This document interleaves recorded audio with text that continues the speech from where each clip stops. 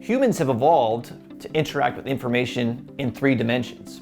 Virtual reality is the next frontier for how people interact with and present information. D6 can be a key tool in this whole move to moving the workspace to VR. That might sound like a highfalutin idea, but we roll the clock back less than a decade and the notion that I'm going to work from home via the internet would be just as crazy.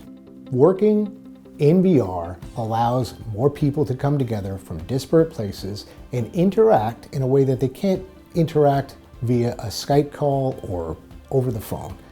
D6 leverages this ability to do that, and it places the information that people are working on around them. And VR allows us to move beyond the limitations of traditional, flat information displays. By enabling you to interact with much more information in a given view, D6 allows users to connect dots and derive better insights more quickly and make connections that they might otherwise have missed. D6 VR is aiming to create the workplace of the future.